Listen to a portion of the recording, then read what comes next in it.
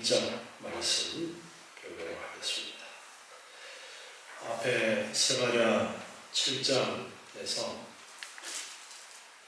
하나님께서 특별히 외식적인 신앙생활에 대해서 지적을 하시면서 우리의 신앙이 어떠해야 될 것인가에 대한 부분을 고민하도록 하는 그러한 말씀을 주셨습니다.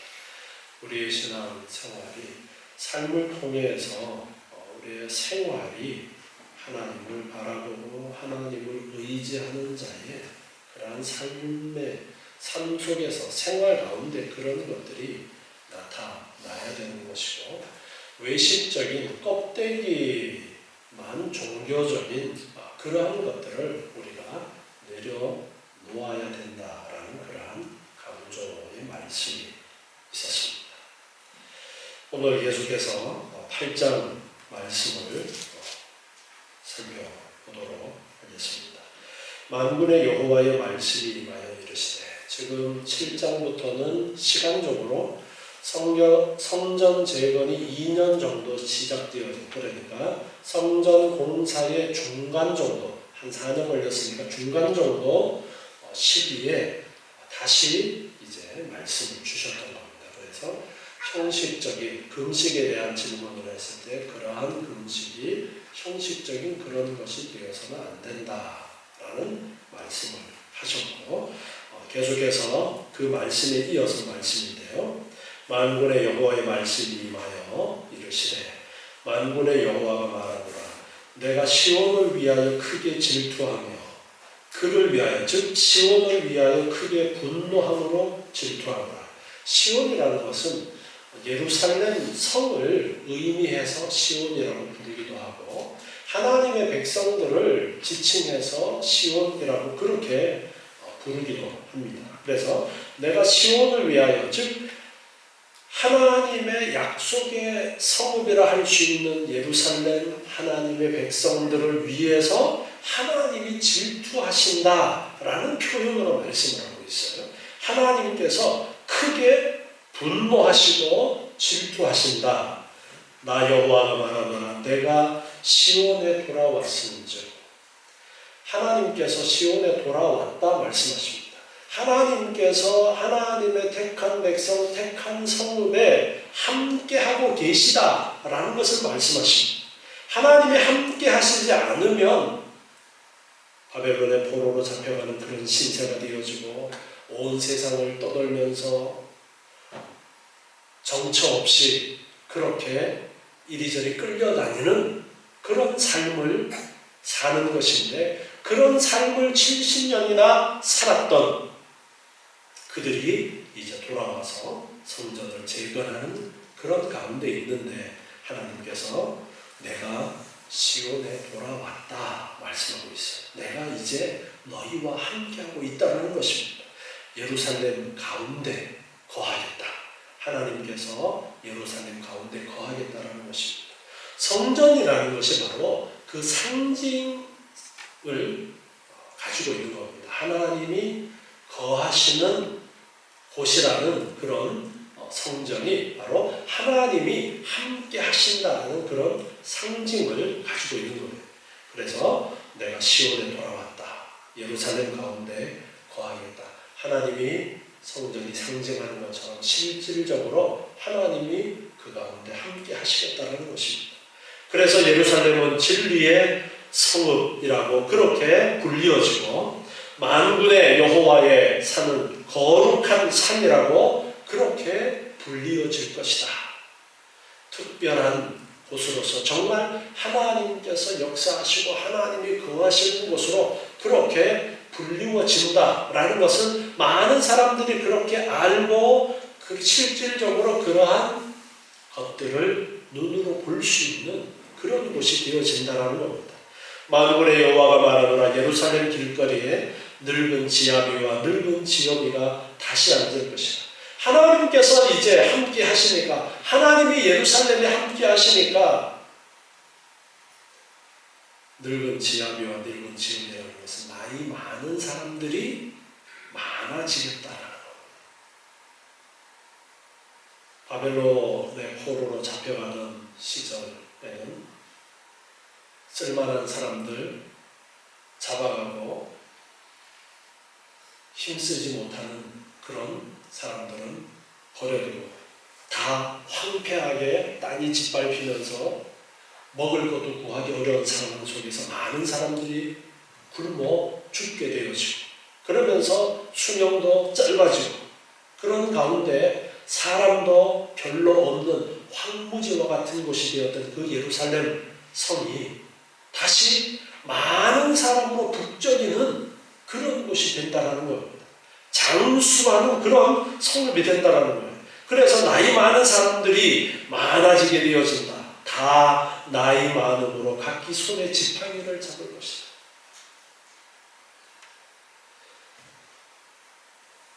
지금 여러분 러시아가 우크라이나를 공격을 해서 전쟁을 일으켜서 지금 러시아에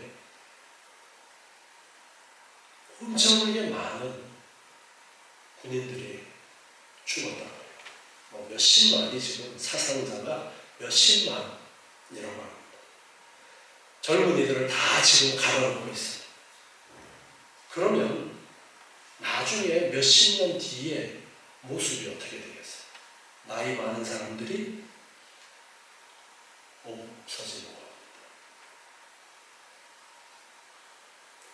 전쟁이 있으면 그렇게 되어져요.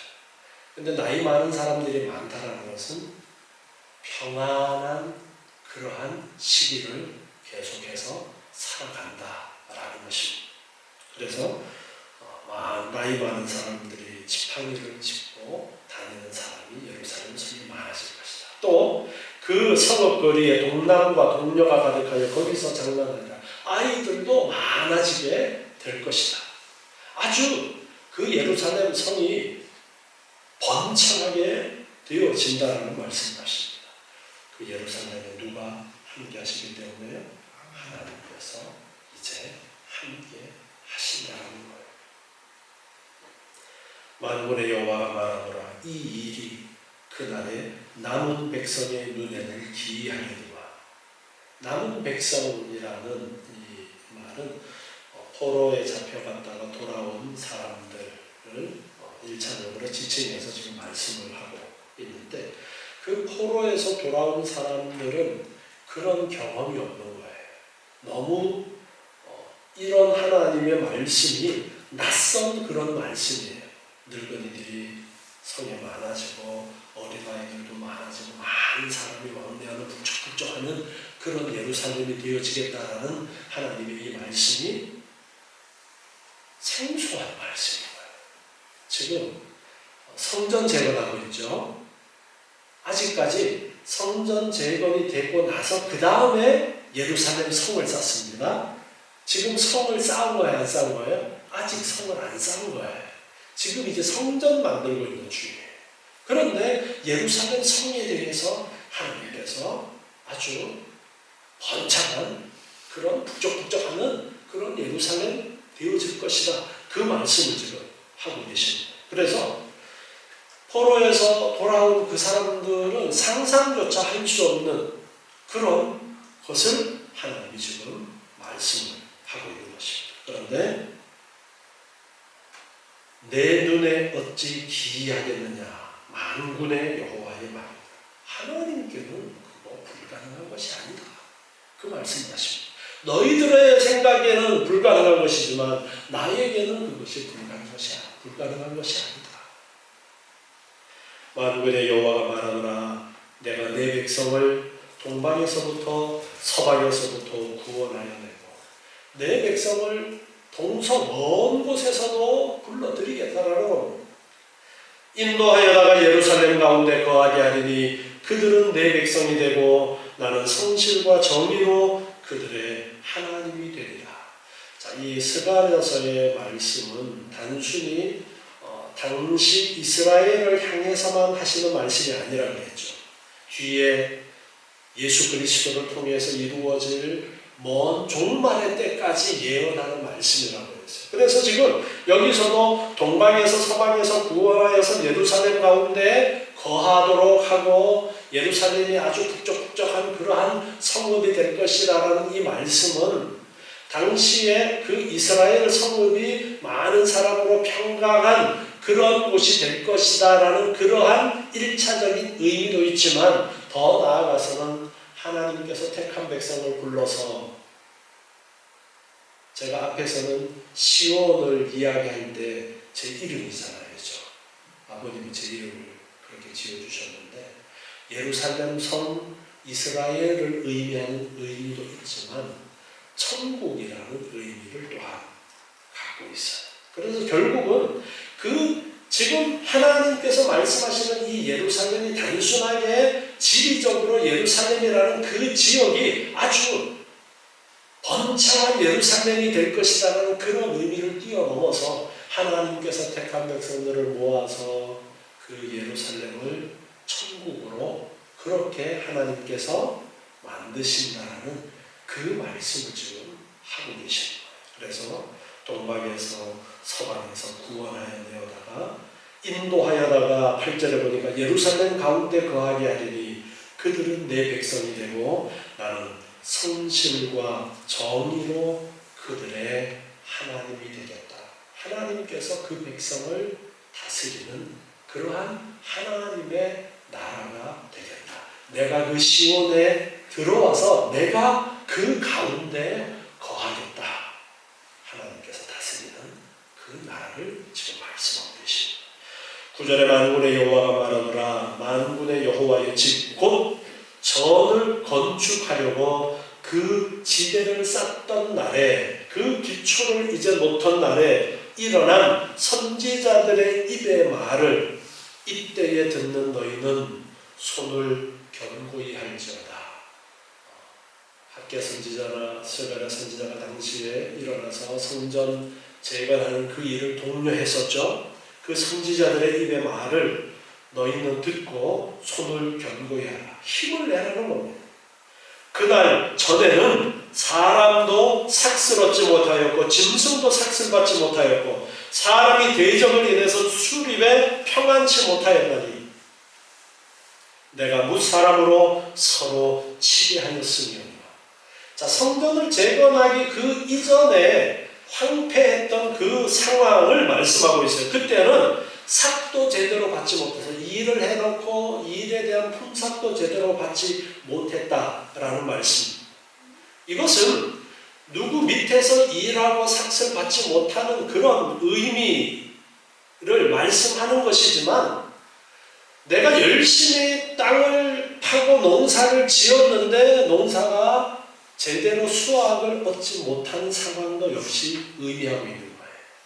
아무리 내가 열심히 한다고 열심히 죽자고 노력해도 하는 일마다 망하고 열심히 농사 지어놨는데 갑자기 그냥 가뭄이 들어서 다 말라 죽어버리고 아니면 메뚜기 떼가 날라와가지고 다 먹어버리고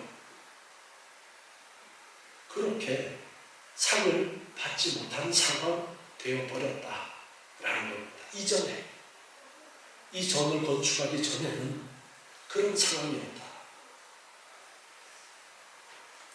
학개 선지자를 통해서도 그런 말씀을 하셨죠. 그런데 이제 성전 공사를 시작하면서 그 이전과 비교해 보아라. 그 말씀 학개에서에서 말씀하셨죠. 그런데 왜 그런 일이 있었느냐? 하나님께서 무사람으로 서로 치게 하셨기 때문에 하나님께서 그렇게 내버려 두셔서 그런 어려움이 있었다라는 겁니다. 만군의 여호와가 말하노니 이제는 그날 전에는 그랬지만 이제는 내가 이 남은 백성을 대하기를 전일과 같이 아니하라. 내가 예전처럼 그렇게 대하지 않겠다. 이 남은 백성들을 예전처럼 대하지 않고 새롭게 대하겠다는 말씀입니다. 이제는 곧 12절에 보니까 평안한 추수를 얻을 것이라. 포도나무가 열매를 맺으며 땅이 산물을 내며 하늘은 이슬을 내리리니 내가 이 남은 백성으로 이 모든 것을 누리게 하리라. 자, 앞에 삭슬 받지 못했다라는 그 의미의 반대 의미로서 포도나무에 열매가 맺히고 많은 산물이 열리게 되어지고 이렇게 지금 말씀하고 있습니다. 그래서 이 모든 것을 누리도록 하나님이 이제는 그렇게 하시겠다 말씀하십니다. 유다 족속아, 이스라엘 족속아, 너희가 이방 가운데서 저주가 되었었으나 과거에는 70년 동안 포로 생활하는 그 기간 동안 정말 저주스러운 삶을 살았죠. 노예의 삶이라는 거 우리 지금 현대 우리나라에서는 상상하기가 쉽지가 않습니다. 그런 경험이 없기 때문에. 그런데 뭐 영화나 그런 데 보면은 이제 나오지만 실질적으로 내가 노예가 되어서 그런 생활 가운데 있다고 한번 생각해 보세요. 너무 비참한 것이죠. 그런데 이제는 말씀하십니다. 이제는 내가 너희를 구원하여 너희로 저주가 아니라 축복이 되게 하겠다. 이전에는 저주였지만 이제는 축복이 되게 하겠다. 두려워 말지니라. 손을 견고히 할지니라. 만군의 여호와가 말하노라. 전에는 너희 열조가 나의 노를 격발할 때에 내가 그들에게 재앙을 내리기로 뜻하고 뉘우치지 아니하였었으나 너희들 열조가 너희들 조상들이 하나님의 노를 격발해서 하나님이 진노하셨다라는 거예요. 그런데 15절에 이제 내가 예루살렘과 유다 족속에게 은혜를 베풀기로 뜻하였다. 이제는 은혜를 베푸시겠다 말씀하십니다. 그러니까 너희는 두려워하지 말아라. 성전 공사가 지금 2년 정도 이렇게 계속 진행되어지는 가운데 하나님이 그래 너희들 참 잘하고 있어. 내가 이제 너희 가운데 함께하면서 너희를 복주고 너희가 축복이 되도록 그렇게 하겠다. 하나님이 이렇게 말씀하면서 미래에 이루어질 놀라운 하나님의 계획하심을 지금 말씀하고 있는 거예요. 16절에 보니까 너희가 행할 일은 이러하니라. 어떤 일을 이제 행하라 말씀하시냐니까 너희는 각기 이웃으로 더불어 진실을 말하며 너희 성문에서 진실하고 화평한 재판을 베풀고 심중에 서로 해하기를 도모하지 말고 어떻게 하면 저런 거 뺏어가지고 내 거 가질까 그렇게 해하려는 생각하지 말아라. 거짓 맹세를 좋아하지 말아라. 거짓 맹세를 해서 다른 사람에게 해를 끼치고 그런 일들 없게 하라는 거예요. 이 모든 일은 나의 미워하는 것입니다. 나 여호와의 말이다. 앞에서 금식에 대해서 말씀하시면서 하셨던 말씀과 같은 말씀을 또 반복해서 하고 계십니다. 하나님께서 이제 너희 가운데 함께 하시고 너희를 복된 그런 나라로 만드시겠다. 그러니까 너희는 이렇게 살아라. 어떻게 살아라? 하나님의 백성으로서 하나님의 백성답게 살아라. 그렇게 말씀하고 있습니다. 여러분 지난주에도 강조했지만 우리가 어떤 종교적인 행동을 하는 것을 하나님이 기뻐하시는 것이 아니라 하나님께서 진정 우리에게 원하시는 것은 삶이 변화되어지는 걸 원하십니다.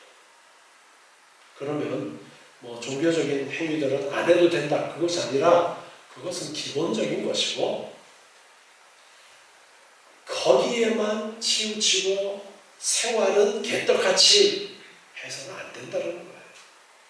그러한 종교적인 행위가 삶을 통해서 증명되어져야 된다는 거예요. 야고보서에서 그래서 행위가 없는 믿음은 어떤 것이라고 했어요? 죽은 것이라고 한 것이 행위가 없는 종교 행위는 그 종교 행위가 진짜라는 거예요? 가짜라는 거예요? 가짜라는 거예요. 그래서 금식에 대해서 말씀하면서 그 껍데기 외식하는 거 생각하시고 정말 이제 우리는 하나님의 축복 가운데 5절에서도 강조했습니다. 하나님의 약속을 받은 사람들이에요. 우리는 여러분 특별한 사람들이에요. 자부심을 좀 가졌으면 좋겠어요. 여러분 인생이 힘드십니까?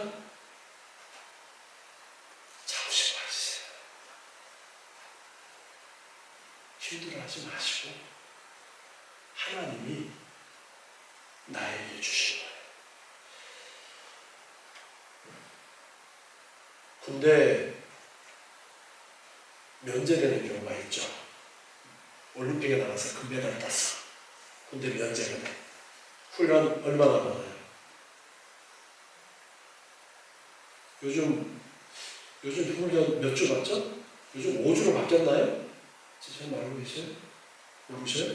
옛날에는 기초군사훈련이라고 해서 4주 받았었어요. 요즘은 그게 조금 바뀌었는지 모르겠는데 4주 받으면 그걸로 군생활 끝.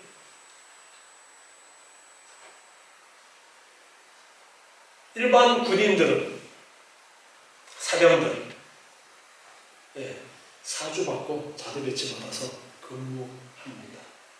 그런데 논산 출신들은 달라요. 논산 출신들은 기초군사훈련 똑같이 받고 그 다음에 주특기가 부여됩니다. 논산에는. 그래서 주특기 교육 받으러 또 옮겨서 뭐 최소 2주부터 해서 뭐 몇 달 받는 그런 주특기마다 달라요. 그래봤자 얼마 안 돼.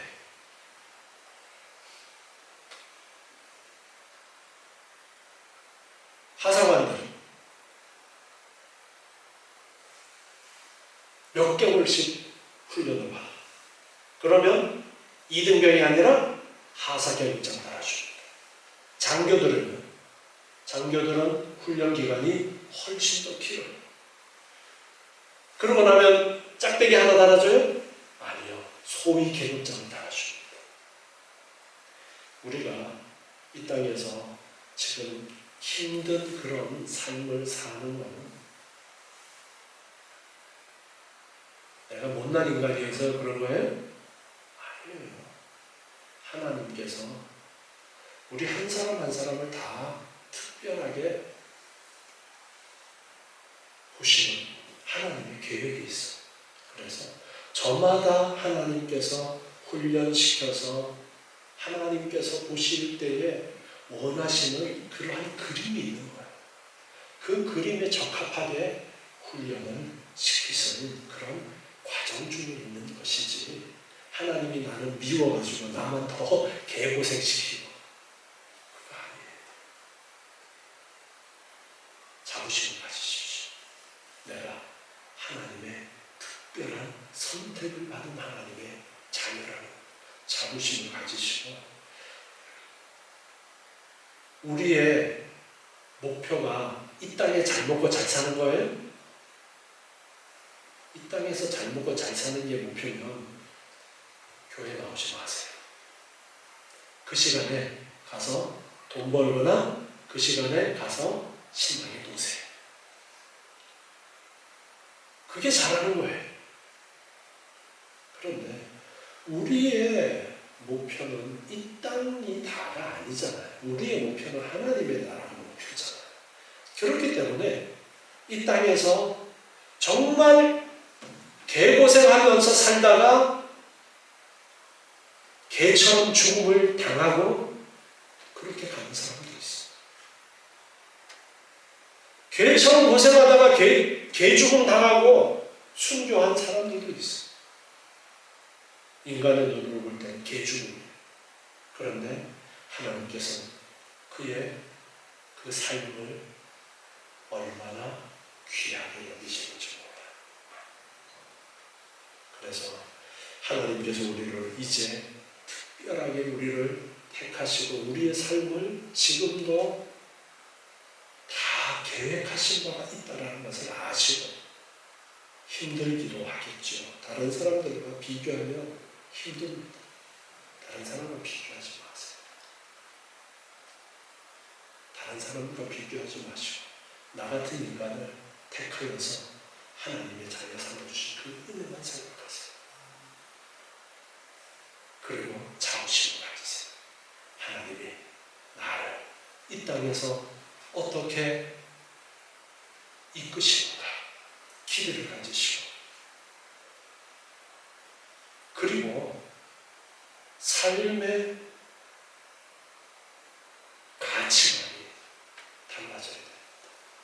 이 땅에 썩어져가는 것에 목적을 두고 사는 것이 아니라 하나님의 나라의 목적을 두면서 내가 하나님의 자녀로서 어떻게 생활해야 될 것인가, 말씀하시는 말씀을 따라서 올바로 세상의 빛과 소금의 그러한 역할을 감당하기 위해서 힘쓰는 그런 삶을 사서 18절에 말씀하십니다. 만군의 여호와의 말씀이 내게 임하여 이르시되 만군의 여호와가 말하노라. 4월의 금식과 5월의 금식과 7월의 금식과 10월의 금식이 변하여 유다 족속에게 기쁨과 즐거움과 희락의 절기가 되리니, 여기에서 말씀하시는 4월, 5월, 7월, 10월은 지난 7장에서 나왔던 5월과 7월에 4월과 10월이 또 더해졌어요. 나라가 빼앗기면서 포로로 잡혀갈 그러한 시점에 있었던 그 사건들, 치욕적인 사건들을 기억하면서 4월달에도 금식하고 5월달에 금식하고 7월달, 10월달 금식했던 것이 있었어요. 너희가 그렇게 치욕적인 순간들을 잊지 않으면서 금식했었지, 이제는 그러한 치욕적인 기억들이 변하여서 기쁨과 즐거움과 희락의 절기가 될 것이다 말씀하십니다. 누가 함께 하시기 때문에요? 하나님이 함께 하시기 때문에. 오직 너희는 진실과 화평을 사랑해라. 너희는 어떻게 살아야 되느냐? 진실과 화평을 사랑해라. 16절에서 말씀하셨던 진실하고 화평한 재판을 베풀고 이 말씀을 떠올리는 말씀 다시 한번 반복하시는 거예요. 진실과 화평을 사랑해라. 만군의 여호와가 말하노라. 그 후에 여러 백성과 많은 성읍의 거민이 올 것이라. 이것은 예수님께서 이 땅에 오신 이후에 복음이 전파되어지면서 세상으로 복음이 예루살렘과 유대와 사마리아와 땅끝까지 복음이 전파되어질 때에 많은 이방인들이 돌아온 그때를 말씀하고 있습니다. 여러 백성과 많은 성읍의 거민이 올 것이다.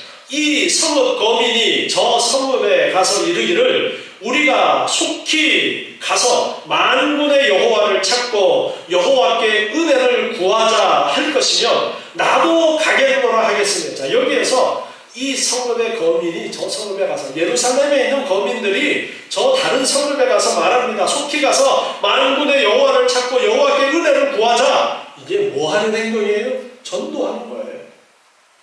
그렇게 할 때에 나도 갈게 많은 사람들이 그 복음을 듣고 오게 될 것을 말씀하십니다.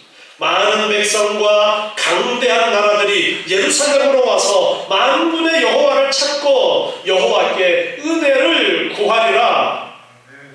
만군의 여호와가 말하노라. 그날에는 방언이 다른 열국 백성 10명이 유다 사람 하나의 옷자락을 잡을 것이라. 곧 잡고서 무슨 말을 하냐니까 하나님이 너희와 함께 하심을 들었나니 우리가 너희와 함께 가려 하노라.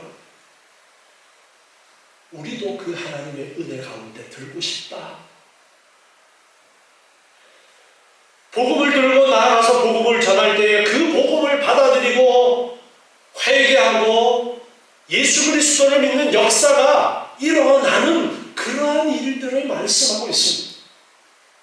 그런데 지금 우리가 부름받아서 이 은혜 가운데 있습니다, 여러분. 얼마나 놀라운 은혜입니까?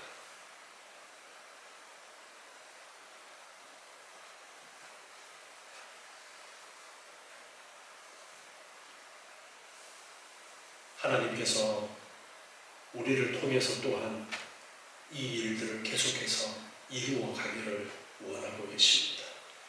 교회가 그 일을 감당해야 된다. 교회에 지체된 우리 한 사람 한 사람이 우리의 삶의 영역 가운데 내가 부딪히는 사람들을 향해서 복음을 전하고 내 삶의 모습이 당당하게 하나님을 바라보면서 기뻐하고 감사하는 그 삶의 모습을 보면서 야, 나도 너가 믿는 예수를 믿고 싶다. 그렇게 되어지는 일들이 일어날 것을 말씀합니다. 그렇게 들려도 우리가 어떻게 해야 돼요? 자신이 얼마나 귀한 존재이고 하나님이 나에게 주신 은혜가 얼마나 큰 은혜인가에 대한 자존감이 있어요. 감사가 있어요. 그게 생활을 통해서 나타나야 되는 거예요. 세상 사람들은 이 세상의 이익을 위해서 돈을 위해서 돈하면서 살아갈 때에 우리는 하나님의 말씀을 따라 살아가는 것에 더 큰 가치관을 두고 거기에 더 큰 것을 부여하면서 그렇게 살아가는 그 모습을 보일 수 있어야 돼요. 그래서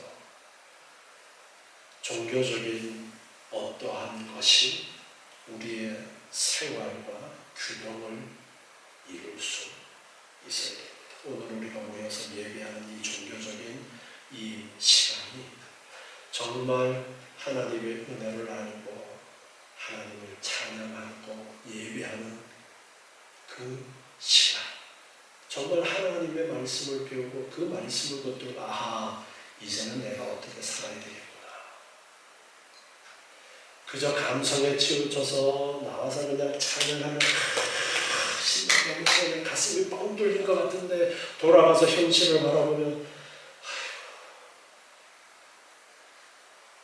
이렇게 되어서는 안 된다는 거야. 이 시간 찬양할 때에 가장 그냥 감정에 치우쳐가지고 하는 것도 괜찮지만 정말 찬양할 때 무엇을 먼저 생각해야 된다 그랬어요? 가사를 생각하면서 그것이 진정한 나의 고백이 되어야 된다 그랬잖아요.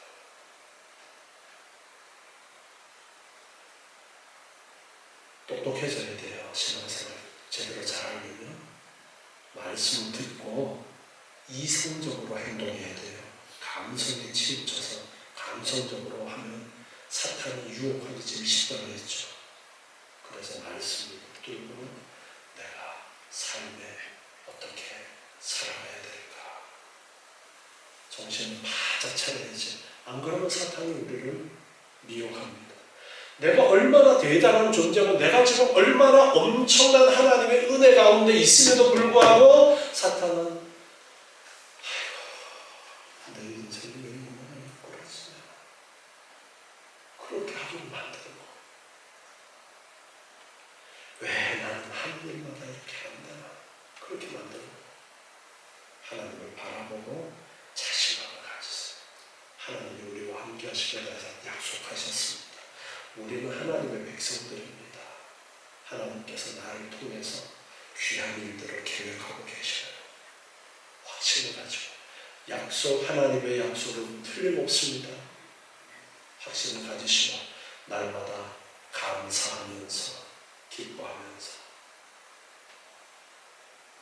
한숨 쉬지 마시고 웃으시고 감사하시고 찬양하시고 소망을 가지고 기대를 해보세요. 하나님께서 어떤 축복으로 나를 이끄시나. 그래서 하나님 기뻐하시는 뜻을 따라 우리의 삶이 하나님께 영광되는 삶을 살아가시는 여러분 되시기 바랍니다.